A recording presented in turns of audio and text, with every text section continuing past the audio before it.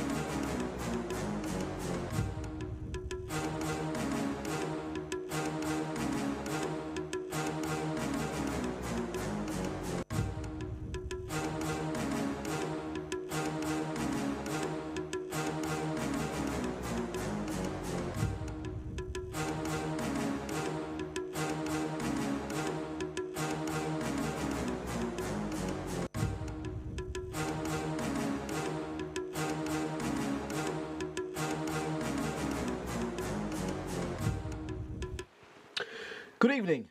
It's Sunday once again, and welcome to this week's edition of Costa with me, Costa Mwansa.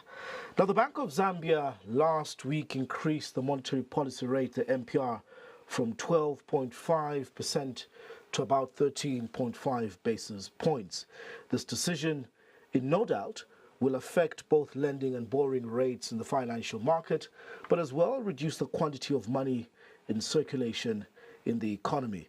Now, the Bank of Zambia Governor Dr. Denny Kaliale explained that this is owing to the fact that inflation currently stands at 13.8%, and the bank has forecast persistence rise averaging 13.7% for the rest of the year. Now, right now, the country's small businesses and industry are grappling with the high cost of doing business. A fluctuation, or rather unstable exchange rate, the cost of the input of doing business, increased electricity tariffs, high fuel prices, and of course the borrowing rates that are indeed high, and power rationing or load shedding, which ZESCO has now announced has increased from 10 to 12 hours in a day, owing to a deficit of about 750 megawatts in its power generation. What is it in terms of government incentives and cushion are they having for small businesses and indeed the industry? My guest this evening is Minister in charge of Commerce, Trade and Industry. He joins me right after this.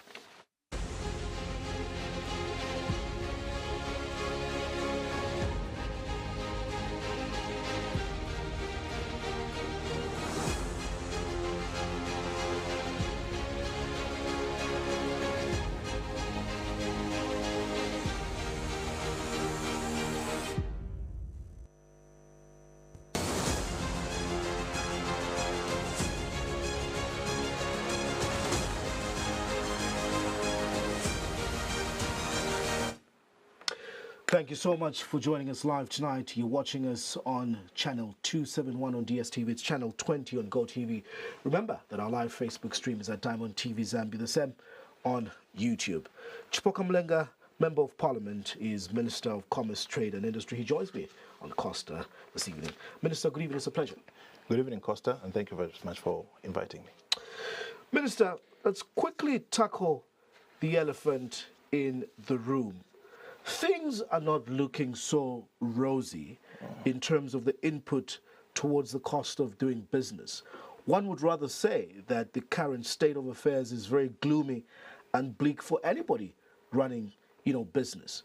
The cost of energy input, electricity tariffs are high, then there's power cuts, and then the cost of petrol and diesel. People are hurting in terms of businesses. As Minister in charge of, trade, what is your response? Thank you very much, Costa, and thank you very much for bringing me to this live interview this evening. Indeed, it's quite a challenging time and a very challenging moment. And unfortunately, this year, I should be very succinct and very clear with you that we are going to witness a decline in the growth of our economy. Last year, when we thought that things would be equal, there would be enough rainfall, there would be enough production of food, there would be growth in the industrial sector. Our growth of the economy was projected to be at 4.3 per annum, which should have been this year. But unfortunately, you know, much of our industrial activities, industrial performance is anchored on power. And power, which 98% in Zambia is hydro-generated. With the advent of the drought, which has resulted in a serious loss of power increase, water increase in our main reservoirs, because with the inception of the 3 new more turbines, the power generation capacity has been high and immense, and the consumption of water has been high, and hence the reduction of water levels in the dams. It has impacted negatively on the growth of our economy, on the production of many activities and products that we thought we could produce for local and external use. So this has resulted into a decline to about 2.3, 2.4% of the growth in our economy.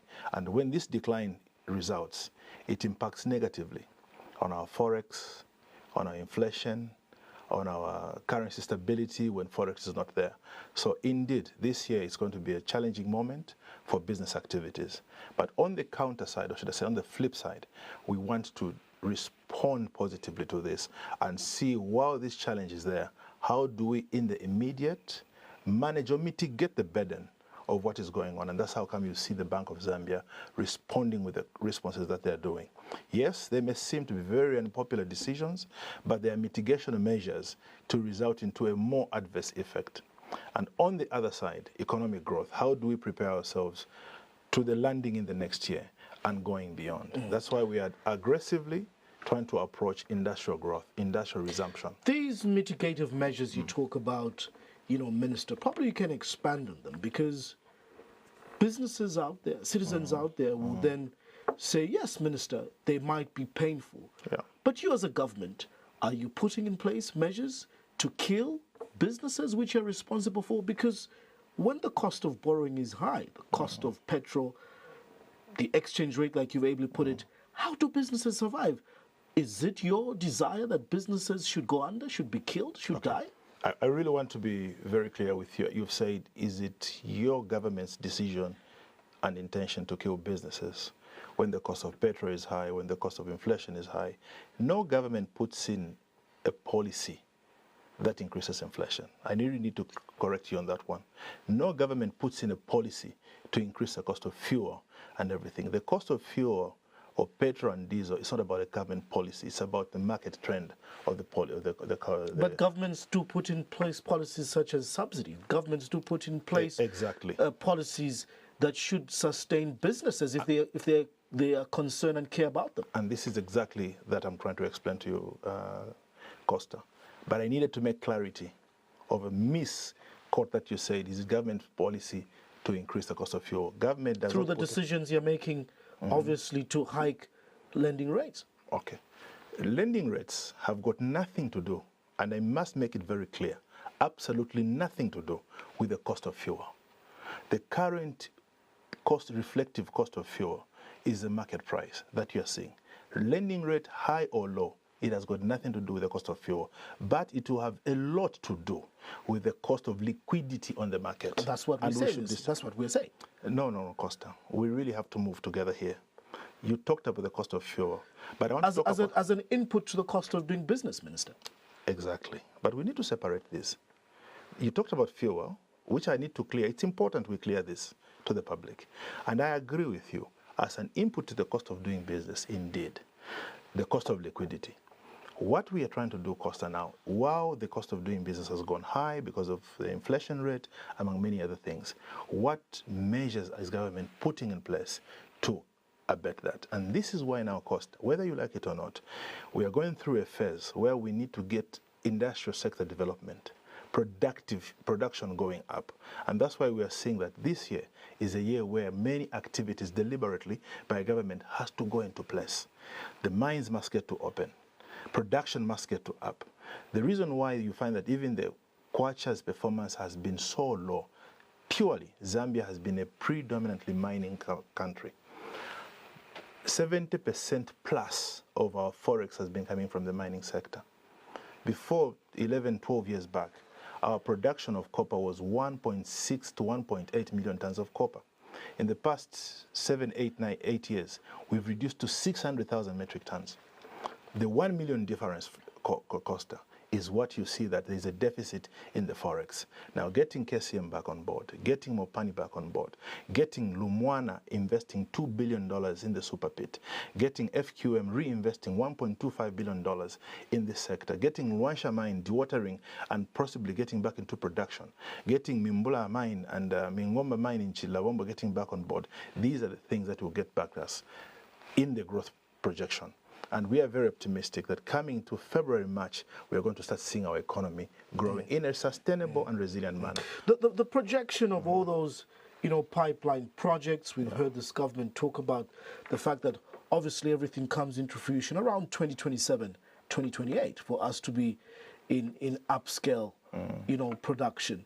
Minister, my concern is the now. Yes. It's the immediate. Exactly. And I'll get back to where I've been misunderstood. Now let's talk a small business. Exactly. Chanda, a welder on Alikinkata Road. Yeah. Somebody doing block making in SOS. Minister, what are you telling them if they don't have power for half the day? Even when they have that power, tariffs have been increased. Yet to be announced, to be implemented. But the plan has been sanctioned. So if this Chanda has to use alternative energy sources, which is petrol and diesel, to run a generator, the cost of petrol per litre is now at 35.6 ngwe, Minister. Yeah. And then if I want to go and borrow, the lending rates are just too prohibitive. This is what I'm talking about. So you, as a minister who is in charge of Chanda's business, what are you telling him in terms of cushioning him, in terms of him knowing that tomorrow he has a minister who cares and his business is not going to go under? Thank you, Costa. I hope I'm clear now. You've been clear in every aspect from the start. But it's important I make a differentiation of things that you analyze. And even this thing where you say a minister responsible for Chanda's business, that's an SME. We've got a minister responsible for small and medium enterprises. That's Elias Mubanga. So I need to make a distinction. But economic development, economic evolution, economic growth, definitely have to deal with it, including the aspect where you've misrepresented saying, I deal with Chanda's business. There's a minister responsible, small and medium enterprises, but I sit in the same cabinet with him, so I have to deal with it. We have Chanda in mind with this trying and challenging time. Unfortunately, yes, Chanda will feel the pain and the effects. Just like Chanda, he will feel the pain. The big enterprises will feel the pain. The most important thing that we have to impress on now is for ZESCO to stick to the provisions of power coming and power going. The biggest challenge that people like Chanda and myself and other small enterprises have been complaining is that ZESCO would say that power will go at 0.8, but it goes at 0.6. Instead of it coming back at 12 or 14 hours, it comes at 19 hours. But at the stipulated time, they will cut. And this is the reason why now myself as Minister for Industry, and industry doesn't mean the scale, we really have to rein in so that people are able to predict, to plan when they do business. But most importantly, the role that we have to play now, how do we survive to save the interests of our small and medium enterprises? It's important that, and I did it as Member of Parliament, I sat with ZESCO management to say, look, in Chabanyama and these other places, though not fully implemented because of the switching times, we really need to make sure that our brothers and sisters, those in the markets, during the day, they can make ends meet. So at least they can survive. But during the night, then we could rest and then we supply that power to larger scale industrial sectors. These are the kind of facilities we have to put in place. Because the times we are in, I'll be very honest with you, Costa, the drought is unfortunate. very unfortunate. And that's why we are very aggressive and very bullish about having alternative sources of power into solar. And today I just had a good meeting. Hopefully, anyway, at the right time I'll announce it. We really need to look at the uranium that we have. It just can't be exported in its raw form. Few compositions of electrons and everything can give us enough power supplies. But right now we are so aggressive in making sure that we invest in core industry. We invest into alternative sources of power so that we cannot keep on continuously depending on hydro, because now there's effects of climate change which you or myself have got no control over. So it's the more reason why we say we are going to go through a turbulent time. Just like I keep on asking, Minister, it sounds all good. What you intend to do, I don't know whether it's in the next 1-2 years. But won't some of these people, the businesses, be dead by that time when things, get all rosy? Crisis calls for leadership. I am lucky to sit here having interviewed you while in the opposition. The song that you sang, you, the president now, is that the PF lacked leadership. Amid this crisis in 2019 into 2020 of the COVID, when the PF would say there's a disruption due to COVID, there's a disruption due to climate change, the UPND said it's a lack of leadership. I interviewed President Hichilema. He says, poor leadership, leaders have to plan. So where is the UPND leadership? I don't hear from you tonight, Minister Chipoka, say anything that is very assertive that I'm taking away, whether it's for industry or for a small business, that your government, not just as minister, but the UPND government, is saying to cushion or mitigate businesses. I don't hear you say anything tonight. Okay, well, tonight, if you choose not to hear it, you will not hear it. But if you... I've heard you say, for example, if ZESCO can stick to their schedule. But if I'm losing 12 hours, it still hurts. It does hurt. And let me tell you the cushions that we have brought in this bed, cushions. From hydro, which you are talking about, there is an alternative. There's solar, there's LPG gas, there are gas stoves. What we have done is remove all duties on those things so they can come in at an affordable rate.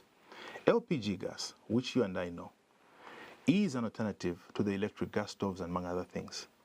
We have removed all duties, but now what remains is upon my ministry, through relevant agencies, CCPC, Business Review and Regulations Agency, ZICSA, to manage to see that they are cost reflective.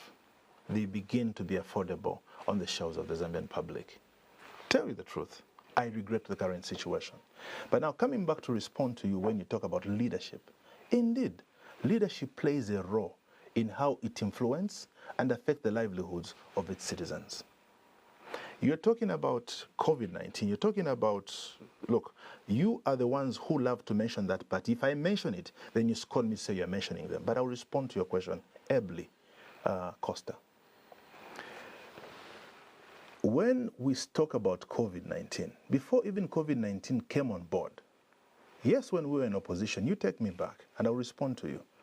We talked about the careless borrowing, increasing the debt ceiling on the borrowing. To say we can't increase the debt ceiling beyond what the country is able to earn. Let's leave it here and come up with ingenious ways of locally generating resources. That was thrown out. That was leadership, that was refusing to work within the current resources and externalize. And that is what now is choking you and I, as opposed to economic growth, but now we have to keep paying debt, which brings us down. When did we default for the first Eurobond? Before COVID came on board. Then Kaliale was the Bank of Zambia governor. When did he pronounce and lost his job about the lack of commitment by government to increase the living standards of the people, increase the fiscal discipline in the government? Was when it was PF that was around, and he was governor. It was leadership that was lacking. Now today, when we do a budget, as is budgeted, and disbursement of resources is done right on time. That's prudent leadership. Here now we've got a crisis. Yes, we've been in office for 2.5 years. And frankly, I can see the passion that you want to perform wonders like was done in the 10 years. Why not? Exactly. But please, allow us to hold you accountable. And nobody minister yes, sir, is going to pat you on the back for failing in 2 years. Because, like I say, I'm privileged to have interviewed you, Chipoka Mulenga, on this platform, HH himself, and you said, once you get into office, the blueprints of how to turn this thing around are already there. And we are. Did you set yourselves up for failure? Were you playing political rhetoric? You didn't say we give you 10 years. You said when you come, Bali will fix it. I like what you're saying. That's what you told us. Here we are fixing it, and let me align you. When we came, I was a student at the University of Copperbelt University. During my time, we had scholarships, bursaries, and others. My brother, my wife, and many others got it, and it was taken away. What have we done? We fixed it. Long before you, I don't know if you also benefited from free education. It was not there. School fees and everything were getting increased time and again. What have we done? We fixed it. Children today are able to go to school, including the Chanda you are talking about, and access free education. Students could graduate, nurses, doctors, police officers from schools as far back as 1996 and as 2006. Never had jobs. What have we done? 30,000 at a go, and many more we continue to do. It is a fixing in a progress. It is a work in progress, Chief. Pensioners, your father and my father and grandfathers, 1998 retire. While they pay pensioners, while they pay politicians, members of parliament, them they could queue every single day on the vice president's and Justice of Justice office without being paid. We are clearing the payment plan. I need to explain this, Costa, it's important. Look at the mining sector now for the economy. Yes, Minister. Costa, if you don't allow me to say how we are fixing it, but and I lead you to the economy. I also need to ask rider questions. You cannot just be talking as you cherry pick. I'm not cherry picking. You talked about fixing. Yes. So I'm telling you I'm giving a rider. You've said what you're fixing. Yes, sir. And my question is, all these things you point at, yes, sir, free education, yeah, pensioners being paid, it's all withdrawn from the fact that when the cost of living is high, even if I get my pension after 30 years, if my buying power is not good enough, then it's equal to zero. Exactly. Even if I'm sending kids to school for free, but they have to pay high bus fares. Yes. And they don't have food at home. Okay. What's the happiness about? What are we fixing? Exactly. So now this is exactly what we are trying to fix, Costa. Whether we like it or not, there is a challenge that we have of high debt ceiling that was increased, and the debt burden is with us. And how can we pay the debt if we do not have revenue generations that are covering that one? Now, this is how the fixing is continuing, and it is going to get better. And this is why, in my preamble, I told you, coming February by March, when all these things that we're trying to fix come into full play, then you'll see the benefits. Even at this TV station, more people will pay for adverts, among other things. What are we talking about? We are fixing the mines that were collapsed. 70% of our revenue, whether we like it or not, comes from there. And we still have to get back to it to be functional while we are creating more streams of revenue. KCM, where is it? I worked for that institution for 15 years, Costa. In the past 4 to 5 years, it was killed, collapsed completely because of lack of that same leadership you're talking about. We went out of court, we've negotiated. On the 24th, KCM will be sitting with its debt lenders, contractors and suppliers. On the 30th, they'll be dealing with those that are owing $1 billion and plus. And after that negotiation, people will be paid. Liquidity will start flowing in place in a sustainable and resilient manner. What has happened to Mopani? It was lack of leadership, prudent leadership, Costa, where we lost the asset. The good deeds at KCM and Mopani or on the copper belt also translate in what happens in Lusaka, because it's a chief forex earner. And once these economic drivers start getting into play, and we have been very transparent and bullish about it and very open to the public on how we want to do this. Yes, we talked about it. And this is now what is going to see that more forex will come. The kwacha will start stabilizing. The strength will start being seen naturally and genuinely. Costa, 1.6 to 1.8 million tons of your copper, you return to 600,000 metric tons. How can you grow an economy? The So now this growth that I'm telling you, this is how we are fixing it. Minister, again, I will say this. All this that we're talking about is on paper and is not an immediate. KCM's issues are not resolved yet. We're not yet out of the woods. Just as you're saying. No, listen to me, Costa. Corporate transactions is a process. We have resolved the ownership of KSM. That was the critical part. Now we have gone into what we are calling a scheme of arrangement resolution. Allow me to finish my question, because it's very simple. I'm saying, go ahead. When you, the politicians, speak, you said you give the public a message like everything is done, to say we've fixed KCM. But just like you're saying, it's all not sorted out. Because when you talk about a credit scheme or a scheme of arrangement, let me put it simpler for the people out there. Sure. KCM, we've had sight of what is before the court. They're owing way over $4 billion. The investment that Vedanta is talking about is around $1.2, $1.5 billion. I want to talk about the suppliers. You're coming from Chingola yourself. I think those are the ones that want to hear in the immediate. People who borrowed, people who have Kaloba, people who are being run on. You are a minister from the Copper Belt. Yes, I am. An MP. Yes, what are you telling those people? It's not yet resolved. But even with the businesses that we talk about today, Minister, how do we create jobs? How do we improve the value chain if at all we're not hearing any incentive or subsidy towards these things that are hurting us? I will answer you. Yeah. I like your emphasis to say I'm minister from the Copper Belt. How am I giving? So you should understand it better. And I do. Especially from the supplier point. And I do. And I'm the Minister of Commerce. And just last week, I had a meeting with the contractors and suppliers. And I'll tell you what we're trying to achieve with them. Costa, for a very long time, when you talk about suppliers and contractors, I'm very passionate about them. It's the more reason why myself, the Minister of Mines, Finance, Technology, Infrastructure, and including His Excellency, we decided when we reopen KCM, Vedanta will not pay the contractors in Zambia in piecemeals. They have to pay at once.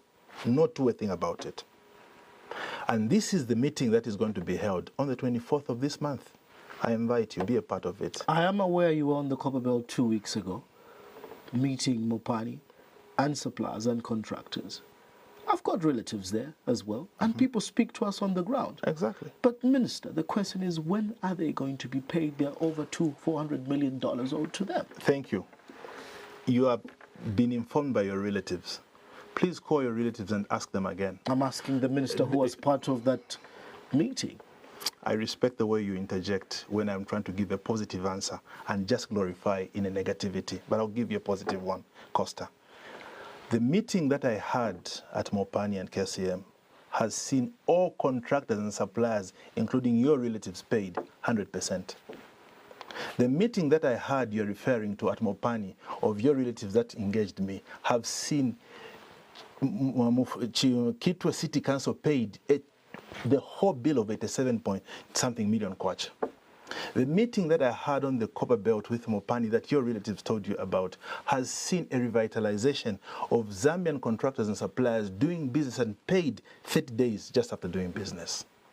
It is the same meeting that now we are going to hold with KCM and say, once the creditor scheme of arrangement is done, every Zambian should be paid 100%, my dear brother. Every contractor should be paid 100%. And once the company gets into operation, no Zambian contractor should be paid in piecemeal or after 90 days or after 60 days, within a period of 30 days, as the Zambian law and regulations stipulate. That is a sustainable way of creating an economy with the public sector coming on board. And there's something interesting, Costa, that I need to bring to your attention. Maybe even your relatives called you to tell you this. We have come up with what we are calling a local content. This is the immediate, Costa, of how we can respond to the current challenges that the country has. I'm glad you've brought about local content. If you can allow me to just finish it. Okay, it's your program. You can interject. It's the people's program, and we ask on their behalf. You speak about... The people should also be given an opportunity to hear from their public servant. But we have the right to ask counter questions. Okay. You speak about local content. The meeting you talk about, I do not fully agree that everybody has been paid 100%. At Mopani. But that is not the issue. The issue is... No, at Mopani, I should clear it with you. Unless there are some encumbrances that I'm not aware of, encumbrances. But in the legal process, everyone, including the local authorities that were owed, we are starting on a clean slate. That is exactly what we want to see replicated at KCM. Back to the issue, yes, through your meeting, contractors and suppliers are being asked to whether the correct word is to re-tender or resubmit applications or proposals to be carried on board. One of the biggest concerns from the issue of local content and including local businesses is the cry that local people are not involved in the mining value chain. I want you to tackle that. Yes, there are concerns. I'm listening to you, because you yourself, having been part of the operations of the mine, we had Group R, we had Red Path, and all these guys got all the bigger contracts. Yes. How do we safeguard that does not happen again? Okay. One. Two, as Minister in charge of... Okay, let me just write the questions down. As Minister in charge of industry, how or what are you doing to increase the capacity of Zambian suppliers, Zambian contractors, to ably compete and tender against foreign-based entities, in the aspect that when these foreign players come, they have facility to borrow money at a very cheaper cost. They are borrowing at 0.1%, 3%, the Chinese, and all these foreigners that come. And this is where it ties to why we're talking about the cost of borrowing in our country. So that's industry and local content. How do we build capacity if the cost of borrowing is so high? Thank you very much, Costa, and I hope you allow me to answer the two questions that you have given me. The first question that you've said, Costa, is that the same meeting that we had at Mopani is seeing Zambians asked to reapply for absorption. Costa, it's not true. I'm saying it on the public media. What actually Mopani did was to open a website for more Zambians to get engaged, while retaining those that are already there. Those that are there will be maintained, but we need more Zambians to participate. This partly answers the question that your second question, where you are saying, how do we get Zambians to participate? Let me tell you the niche, or let me tell you the meat in the local content. For a very long time, Costa, local contractors and suppliers, this is the only country where I've seen a government pronounces and say 20% of contracts should be to Zambians. Costa, it used to pain me before you gave me this office, you the Zambian people, to see a Zambian queuing for a 20% of the share of their resource in their own country, while the foreign nationals get 80%. Don't be swayed by the lies that we hear from us political opponents saying Zambia has provided incentives only for the mines or for the foreigners at the expense of local investors. It is not true. I thank both independent, opposition, and the ruling party members of parliament for having passed, my elder brother, Honorable Chitotela, and many others were even in a committee that looked at this whole thing and passed the Zambia Trade Investment Bill, which now focuses on investment policies, Zambians all inclusive. Our investment policies now are flat. The local and foreign nationals can even invest in the economic zones and many others. So this narrative of saying we are sending them out is not true, Costa. The reality, you can take a tour on the Copper Belt in Kitwe and many Mufulira and interact with the public. They will tell you. We are not allowing foreigners to send Zambians out and say now reapply. We have actually opened a portal where more Zambians can apply. It is very much in public media domain, and you can investigate this. Now, let me go to the second question that you have said. Thank you very much for asking this question on behalf of the Zambian public. You say, how can we support them to compete favorably with the foreign nationals in the contracts and in the tenders that we want to do in Zambia? By the way, Costa, we don't only want tenderpreneurs in this country in the mining sector. We also want entrepreneurs that will invest Zambians into value addition sectors. Costa, my dear brother, and the listeners out there, what we have done deliberately in crafting the local content, it was originated by the Ministry of Commerce. There is a law that sits at the Ministry of Mines. We sat with the Minister of Mines. Now we want it to be done and owned by the Ministry of Small and Medium Enterprises, because most of the contractor suppliers are small and medium enterprises. And even the SI that will be announced, it will be done by the Ministry of Small and Medium Enterprises. What have we done? Any job coster, not at 20% of what? We are talking about now value, not percentiles or percentages, if I may say it in that normal language.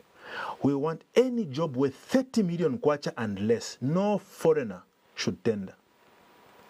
And any job with 30 million kwacha going up, there should be a partnerships and a joint venture between the foreign contractors. 30 million kwacha or $30 million? 30 million kwacha. In dollars, let's put it at a $1 million kwacha dollars plus. But do you know what is so funny about it, Costa? When we even craft this, Costa, I worked in the mining industry. Part of the job I did when I worked in the technical teams and everything, I acted as contracts manager when my dear brother and friend, Leonard Kayuni, was on leave. On a daily basis, a mining industry, just one area, let's say Konkola and Three Shaft for that matter, was releasing contractual jobs in excess of $6-7 million every day. And those jobs, not that it's total, compounded together. It could be $500,000, $1 million, $6 million, things like that. But collectively, you find that even a job worth $200,000, foreign nations could compete with the Zambians. And foreign nations, because they say they've got a capacity, they could take all of it. Now there's a preserved scheme. If on a daily basis you find that there's $6 million being released, and all of this is $1 million, $500,000, it should remain to the locals. Should it be more than that, and they say Zambians have got no capacity, then foreigners come on board. It should not be foreigners to come on board and take it alone. It should be a partnership and a joint venture. This is what the president has been talking about.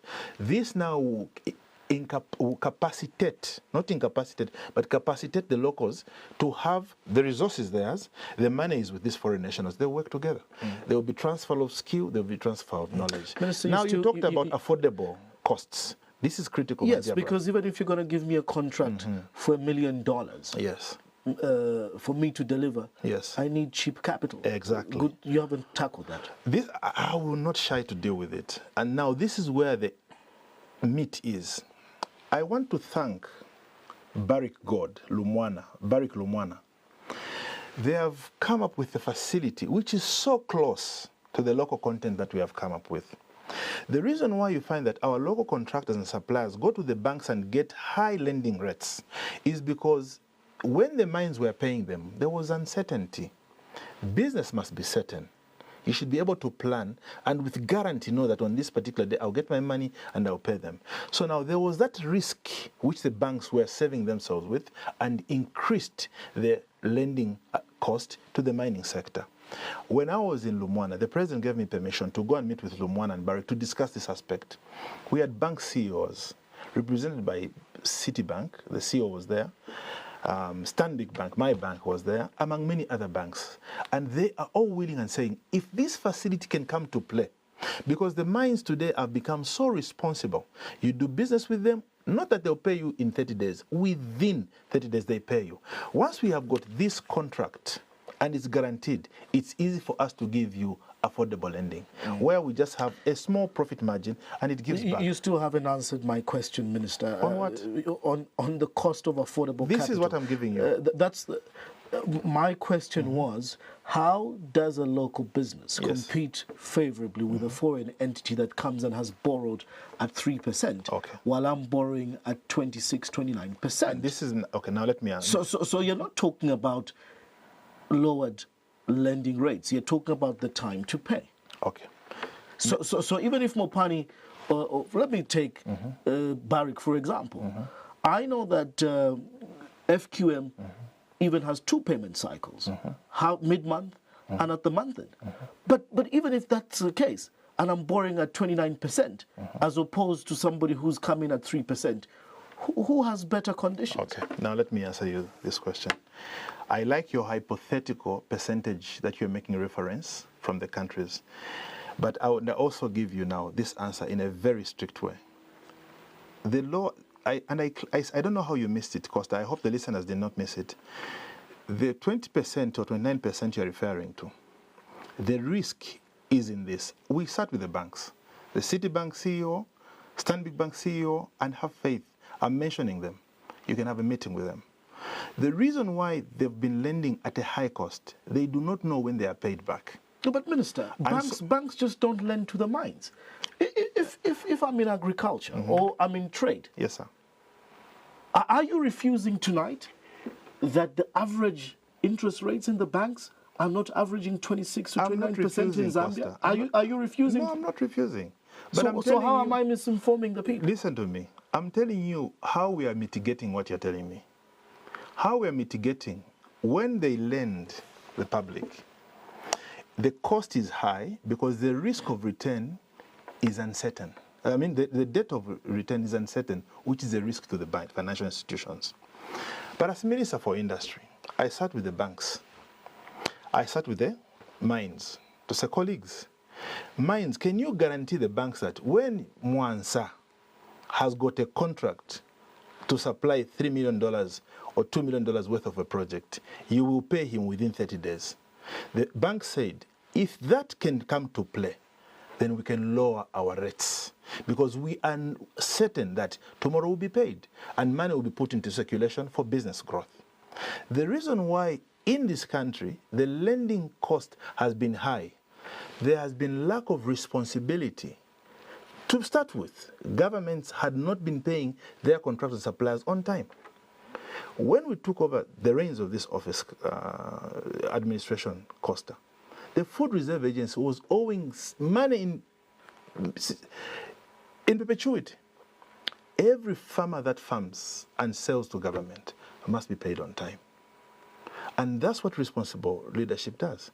And this is what we have done now to the small-scale miners, or should I say to the small and medium enterprise that are contracting with them. So let me get you correctly, Minister. Are you telling me tonight that it's okay for rates to be high as long as suppliers are paid on time? Is that what you're saying? No, you are missing the point. Yes, I'm missing the point. Yes, so let me explain. I am missing the point. So let me explain. My argument is that as a minister responsible for growth and industry, you must be concerned that away from mining, for you to create millionaires of Zambians, for you to create thriving businesses, the cost of capital must be affordable. And this is why I'm asking you a question. Is the cost of capital in Zambia affordable? It's not affordable currently. It's high. Are you telling me tonight that by miners or mining companies paying on time, it makes borrowing affordable? Now or it makes business sense? Okay, now let me tell you. I don't know how you're missing this rationale, Costa. I don't know the basic language I can simply use. The reason why the cost of borrowing has been high, this meeting I had with financial entities and mining companies, the CEO or the country manager for Barrick is Anton Malenga, sharp Zambian, very patriotic. Once the mines start paying the Zambian public with certainty on time, the banks will lower the lending rates. For everybody? Exactly. Because, the supply is giving certainty of return on investment. And this is how you... Remember, Costa, the biggest chief earner of Forex in this country is the mines. So if you had this meeting and this was agreed, why is Bank of Zambia then in the last couple of months increasing the MPR? We are yet to... Why is Bank of Zambia asking the commercial banks to bring back the monies that are being kept in commercial banks on behalf of government? If what you're telling me, is the case. Let me tell you something. I'm glad now for you to ask me this follow-up question. Then you have understood what I was talking about, how we can lower the cost of lending. You've talked about why is the Bank of Zambia retaining the money in commercial banks to be kept. Let me tell you why they're doing that. It's in the best interest of this country, yours and mine. The Zambian government has released enough money through social cash transfers, CDF, the payment of loans and other facilities that are sitting in commercial banks. Then there was a speculation in currencies where some certain institutions For corporate reasons, allow me to speak very economically with reference to institutions.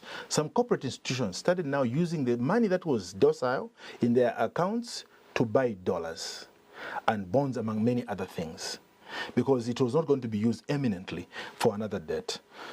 And this started putting unnecessary pressure on the currency. And it's the more reason why government said, look, if there is need that you want to use, let the Bank of Zambia be the one to release. And it is happening. Businesses must be planned. I'm an MP. If I have to pay my contractor, if I have my constituency, my council has to pay the contractors in my constituency 3 days before the date of payment. Let them inform the Bank of Zambia, Secretary to the Treasury will release the finances. Just as simple as that. So it's not because they want to choke or starve the financial gains in the economy. No, not at all. But there is a point that I still need to stress when we come back to the mining community in the local content. The local content is meant to grow the business portfolio of locals. And the reason why we have increased the engagement on this one is we don't want anyone to be left out. We are going to be having one last meeting at ministerial level. We had one, it could have been signed. But let me tell you where the problem was. And I pray to God that Zambians get to believe in themselves.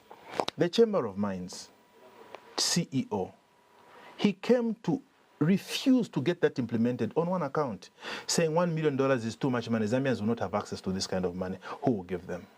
Costa, if you don't believe in your and my brothers to say we can have access to $1 million, in which country do you want us to get that money?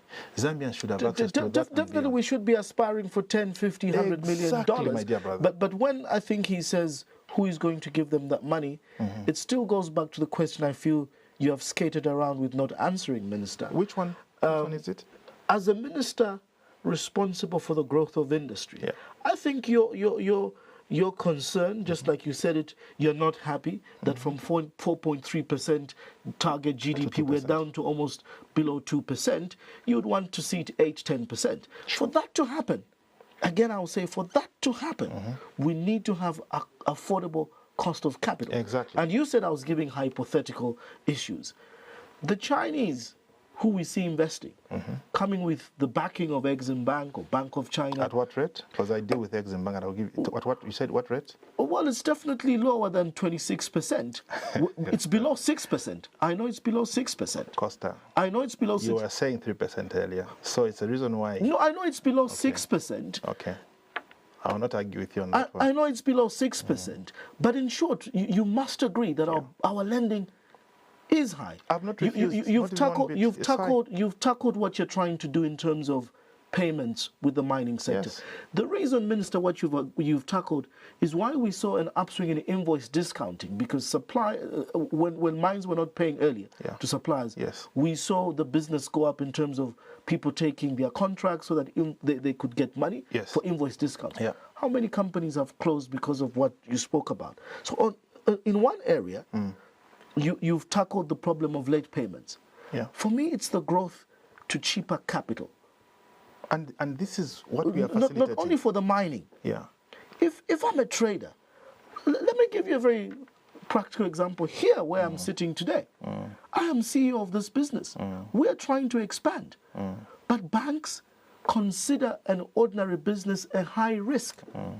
They would rather go and invest into T-bills and T-bonds or lend to government.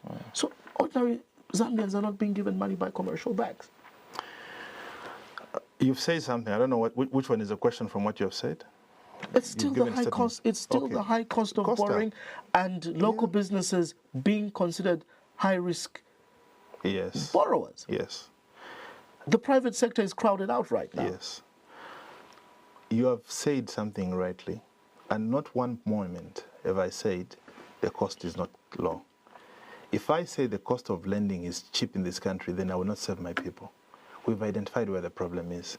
And part of the solution, you asked me about the local content in the mining sector. You asked me. And that's why I was giving you what we are doing in the mining sector. And what is happening in the mining sector, because being the chief earner of forex and revenue in this country, trust me, it gets to subsidize the rest of the economy in this country.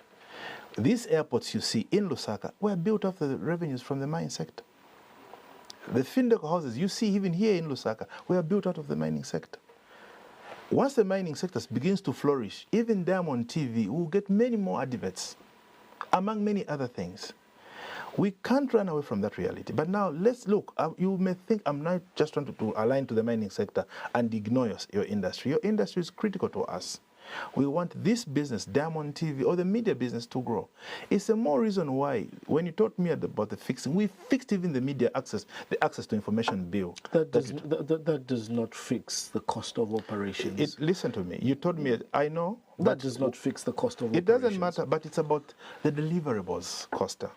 You asked me, what are you delivering? It's about the deliverables. So it's among them. No, but I'm just telling you as Minister of Commerce, and in fact I'm an expert in this, let me also tell you, bringing the ATI does not make me pay the journalists. Okay. I feel that is very unfortunate you see it in that way. I'm telling you, as a person who sits in the driver's seat of a media house. I will not argue with you on that one.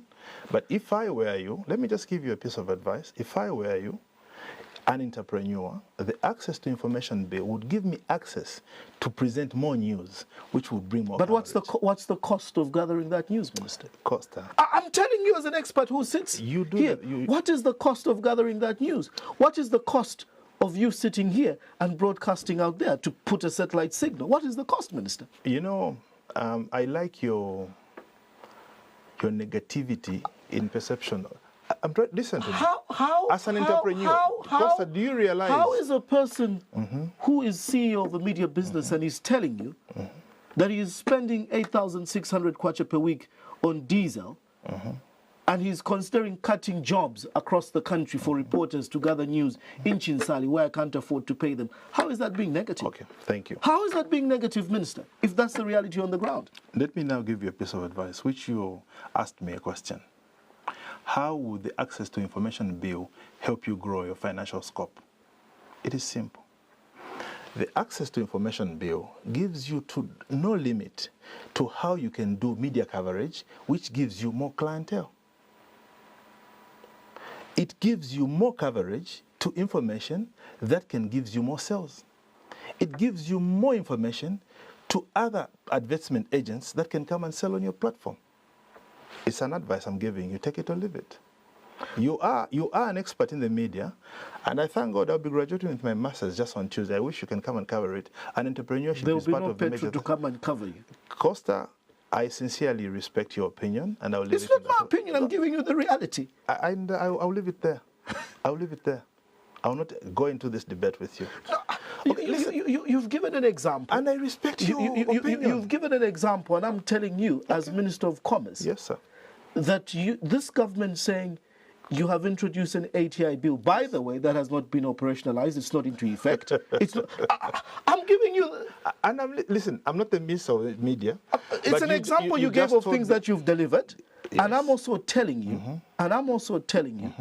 that first of all, media business are struggling. One, the fact that you've got 12 hours of no power renders the viewer numbers to go down. Every media house, every industry is struggling based on that. I'll tell you something, Costa, and I'm very serious on this one, and I regret. But I'm very serious, and I want to give you a clear picture of a business that I'm very close to. The fact that viewership has dwindled means that the advertiser is asking who is watching. Means that the advertiser is also suffering on the cost of doing business, on the load shedding. What is the first place where they cut, Minister? It's on the marketing. They cut on advertising costs. Subscriber numbers go down, they cut you off. And I'm informing you today that even if the ATI is there, Minister, the news you're talking about in me increasing the scope is not possible to widen. I'm telling you this. If you told me that, Costa, tomorrow there's a special incentive for media in terms of cheaper loans, or probably a grant for me to put solar here. Those are the type of things maybe I would be expecting my minister to tell me. Okay. Let me answer you on this aspect. There is something that we have created which we call the Public-Private Dialogue Forum. Costa, this government believes it's not about me being minister, HH being president will have the monopoly of wisdom. It's the reason why we've created what we're calling the Public-Private Dialogue Forum, where even the media houses like yourselves are invited to be a part of. Such ingenious activities, bring them on board with dialogue and reason together. Sitting and lamenting will not sort out any problem. We need to work collectively. You, the media houses, are part of government. That's why HH even likes to refer to you as the fourth estate. And I'll also advise you to be open-minded. When an advice is given, let's embrace it. If it's not feasible, let's find ways around it. It will bring a land of hope for Zambia. It's not about Diamond TV going down or up. It's a collective bargain, collective resolution, and a way forward. And together we'll build a land of hope. However much you're going to frown because I give you advice and you perceive me to be this minister who can give me advice, well and good. But my interest is, I'm your servant, Costa. I have to serve you. Diamond TV may be your institution, but it's mine as well, because I'm here. And the world will listen to me, and they'll benefit out of it. So if you choose to say, because Chipoka has spoken, I'll throw away everything, it's unfortunate. But I can urge you, collectively, we'll build a land of hope. Your voice is loud on the public-private dialogue forum. Let's be heard. Minister, the cost of living is another thorny issue, specifically on the cost of commodities. You in the recent past, have been on the ground in operations in terms of the problem of smuggling of meal and maize products into the Congo. There are concerns that, this administration has mismanaged the aspect of export permits, or export rather cycles, of whether it's maize or meal. Why have we failed to really capitalize on the high demand of both meal and our maize products into the Congo, while safeguarding our stocks of what we know we need, just around 2 to about 2.3, 2.4 metric tons of maize, per year? Why have we mismanaged this? Okay, I don't know. First, you really need to put your question in context. You've asked two things. Where is the mismanagement? I really have to understand. You talked about why haven't we capitalized on the exports? And again, yes, why haven't we capitalized on the demand? Okay. From a commerce point of view, that there is demand from a neighboring country. There is. Let's formalize this rather than depending on just copper alone. Let's earn some money. Indeed. But when I say we've mismanaged it, it's the fact that today we say we're allowing to export. Tomorrow we don't. Tomorrow we ban. Exactly. Tomorrow we allow. Tomorrow we ban. That's one end of the question. The other, when I say mismanagement, is we know the demand for Zambia on what we need. So how do we ensure that we keep Zambians safe and we export? It's a good question.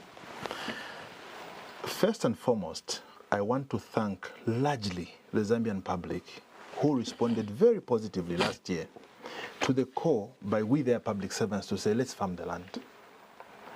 Costa, it's unfortunate that we did not have the rainfall that we anticipated. I want to sincerely thank the Zambian public that went to till the land.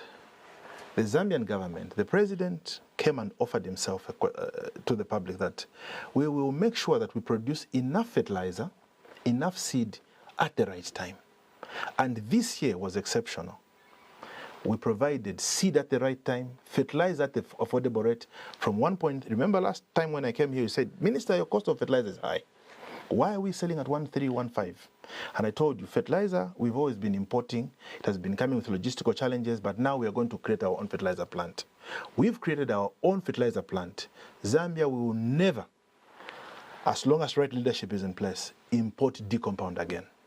This year, we are going to start producing urea, and we'll stop importing. And we are going to save $300 million plus just in the capital flight that was happening from the fertilizer. And we gave the public. Just on the same, we are producing fertilizer locally. Yes. Why isn't this triggering a reduction in price? It has. The first supply of fertilizer into the country was last year. That's why, of course, I just said it. My dear brother, please, let's stick together. Allow me to ask you the riders. Okay. If I'm mistaken, just correct me to say, Costa, the fertilizer has come down from 600 kwacha to how much? It has reduced from 1,350 to 1,400, between 1,350 and 1,400 to 850 kwacha. Is that good enough? We can do better, and we'll continue doing better. I agree with you. From 1.3 to 850, but our view is that if all the raw materials we can produce them in the country, then we can even go to 800 or 700. That's our focus. But we have, it's just the first year of local production. And urea, we're going to produce this year. Obviously, the production capacity will not be 100% local because the plant will be finishing just before the farming season starts. So we're going to produce about 40 to 50% and we import some of it. By next year, everything will be local. And how do we now make our currency stronger, Costa? We are going to export. We are now exporting fertilizer as opposed to importing into Zimbabwe, Tanzania, Botswana, because capacity is yet to increase. We can't give Malawi and other countries which want from us. And then, like you rightly said, we can't just depend on the mining sector.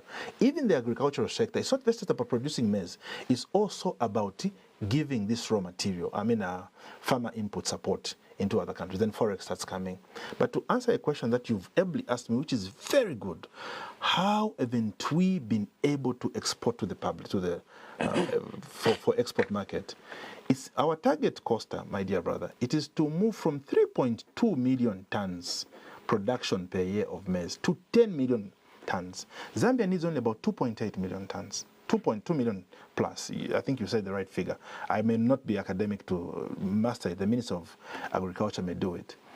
To 10 million tons. Then the excess of about 8 or 7 million tons can be for export. And this year, if all things were equal, we had the nice rainfall, we are going to have in excess of 4-5 million tons of maize, and we are going to save Congo. But we can't save Congo because we've got a drought. As Minister so of we Commerce, have to return to we have a drought. As Minister of Commerce, yes, I want to get this from you.